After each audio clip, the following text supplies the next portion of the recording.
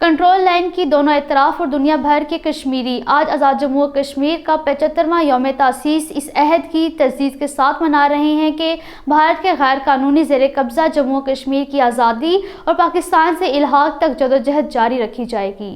اس موقع پر مساجد میں پاکستان کی سلامتی اور خوشحالی اور مقبوضہ جموں و کشمیر کی جلد آزادی کے لیے خصوصی دعائیہ مجالس اور تقریبات کا انعقاد کیا جا رہا ہے۔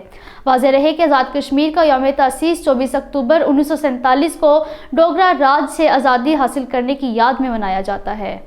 آج جب دنیا بھر میں اقوام متحدہ کے قیام کی 77ویں سالگرہ منائی جا رہی ہے، وہیں کشمیری عوام گزشتہ 7 دہائیوں سے اس تصویب رائے سے متعلق عالمی ادارے کی قراردادوں کے نفاذ کے منتظر ہیں۔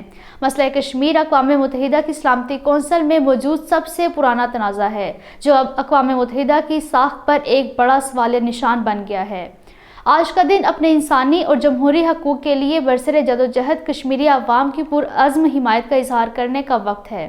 بھارت مقبوضہ جموں و کشمیر پر سلامتی کونسل کی قراردادوں کی دھجیاں اڑا رہا ہے۔ مودی حکومت کے 5 اگست 2019 کے یک طرفہ اقدامات جموں و کشمیر پر عالمی قوانین اور اقوام متحدہ کی قراردادوں کی کھلم کھلا خلاف ورزی ہے۔ یہ اقوام متحدہ کی ذمہ داری ہے کہ وہ جموں و کشمیر پر اپنی قراردادوں کے نفاذ کو ممکن بنائے۔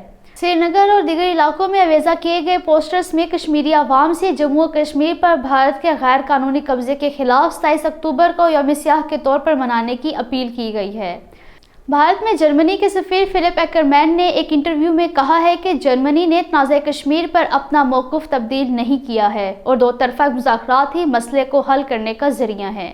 OIC نے غلط معلومات اور اسلاموفوبیا سے لڑنے کے لیے ضروری میکانزم تیار کرنے کے لیے رکن ممالک پر زور دیتے ہوئے کہا ہے کہ وہ غیر مسلم ممالک میں اسلامی ثقافت اور ورثے کی جان بوجھ کر تباہی اور بے حرمتی کی کارروائیوں کے بارے میں عالمی سطح پر بیداری پیدا کریں۔